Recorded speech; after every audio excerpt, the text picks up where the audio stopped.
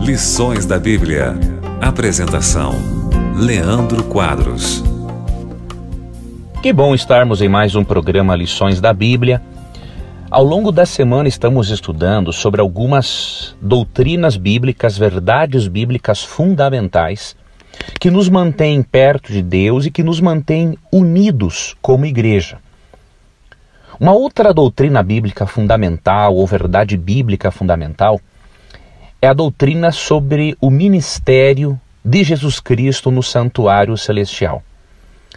Em Hebreus 8, 1 e 2, o autor diz o seguinte, que a conclusão de tudo o que temos visto até agora é que temos um sumo sacerdote nos céus, assentado à direita do trono de Deus, e que ele atua como ministro do santuário e do verdadeiro tabernáculo que o Senhor erigiu e não o homem.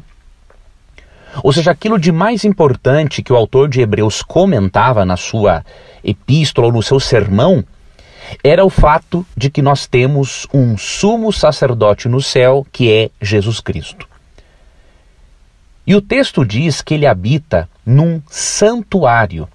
O santuário, amigo ouvinte, é a morada de Deus nos céus, de onde Deus administra o universo.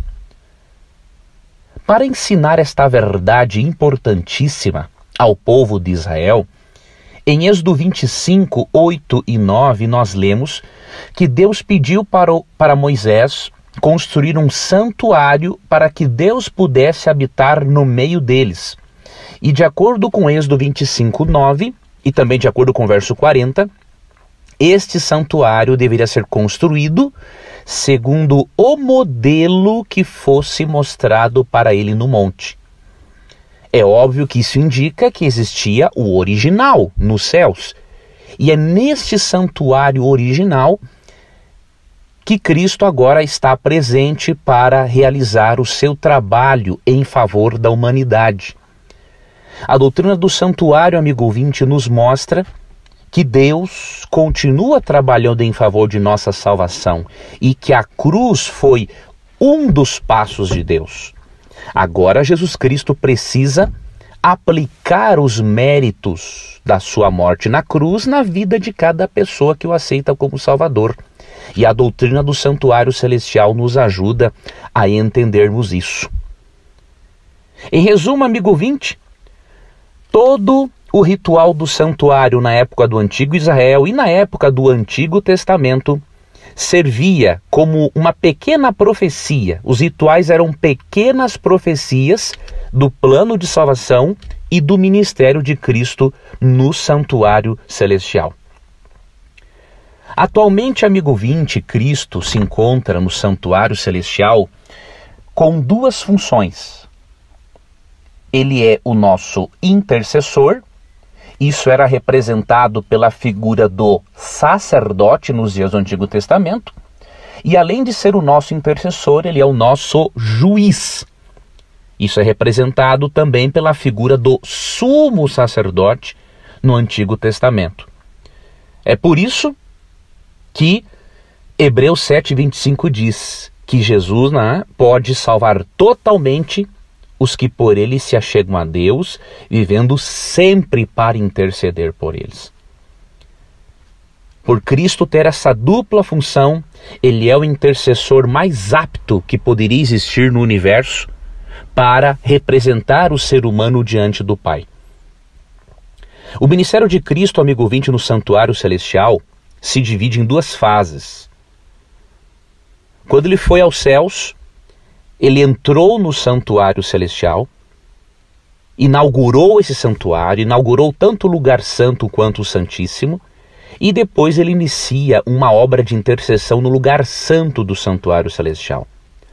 Assim como o santuário terrestre dos dias de Israel era dividido em lugar santo e santíssimo, o celestial também o é. Depois de um tempo, amigo ouvinte, Cristo passou a realizar uma outra obra, que é a obra de juízo no lugar santíssimo. Ele não perdeu a sua função de intercessor, ele continua, só que agora ele acumula a função de intercessor e de juiz. Isso é muito importante porque o universo precisa entender a forma como Deus lida com o pecado e os pecadores, e os seres celestiais precisam entender, perceber que cada pessoa que realmente estará no céu, estará porque realmente aceitou a Cristo como Salvador. É por isso que 1 Pedro 1,12 diz que os anjos anelam perscrutar o plano de salvação. Afinal, os anjos não são oniscientes. Quando estudamos, amigo ouvinte, a doutrina do santuário de uma forma mais ampla, percebemos que a Bíblia nos mostra até mesmo o período em que Cristo começaria o seu ministério no lugar santíssimo do santuário celestial. Daniel 8,14 fala de uma profecia que conhecemos como profecia das 2.300 tardes e manhãs. É dito no texto que após 2.300 tardes e manhãs, o santuário seria purificado. Não é uma referência ao santuário terrestre, porque esta profecia se encontra num contexto do tempo do fim, e o santuário terrestre não existe mais hoje. O santuário a ser purificado é o céu, e a purificação do santuário celestial corresponde simbolicamente ao juízo que Deus realizará, vindicando o caráter do seu povo diante do universo. E a profecia das 2.300 tardes e manhãs, quando seguimos o ponto de partida e os detalhes finais até o término da profecia, em Daniel também capítulo 9, aprendemos que Cristo continuou, ou na verdade começou o seu ministério no lugar santíssimo a partir do ano de 1844.